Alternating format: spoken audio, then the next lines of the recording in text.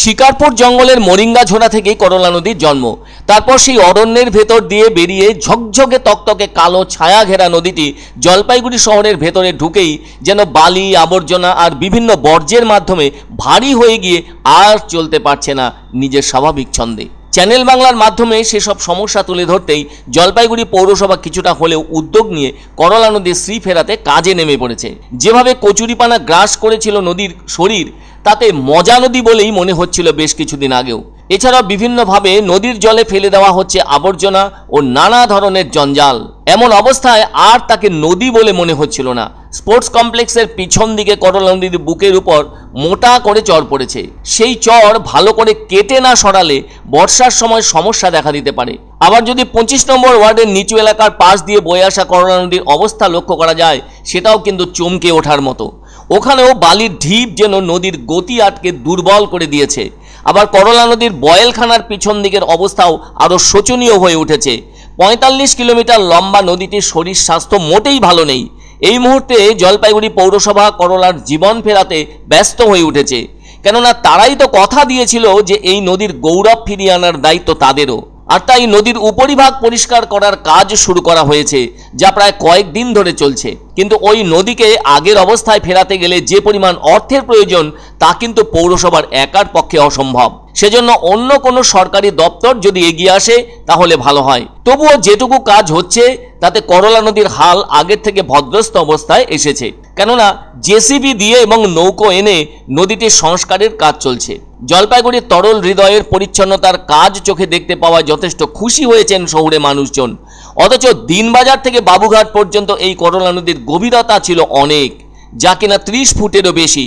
যাদের বয়স কম করে 60 বছর, তারাও তাদের এই পছন্দের করলা নদীকে দুর্গাপুজোর ভাসানের সময় লক্ষ্য করেছেন তার গভীরতাকে। দুর্গাপুজোর দশমীর ভাসানে বড় বড় নৌকো আসত সমাজপাড়া এলাকায় করলা নদীতে।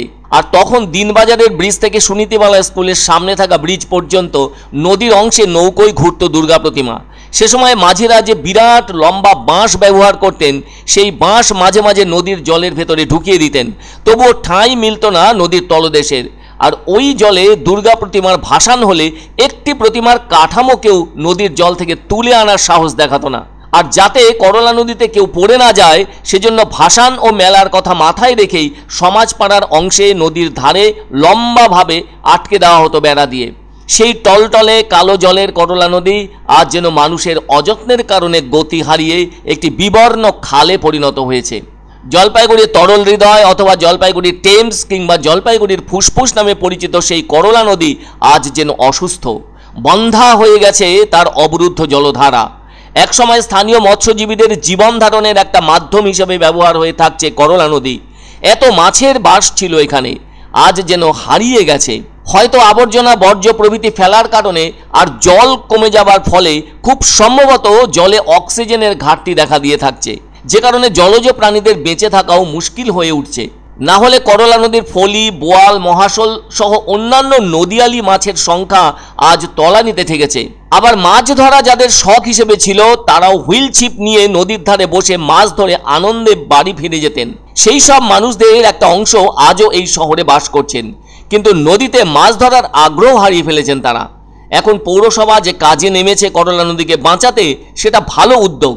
তবে ঠিক বর্ষার আরও আগে এই কাজ শুরু করলে যথেষ্ট ভালো হতো বলে মনে করছেন অনেকে। হ্যাঁ, জলপাইগুড়ি বাসী হিসাবে তো এই করলা নদীর প্রতি আমাদের একটা দুর্বলতা আছে।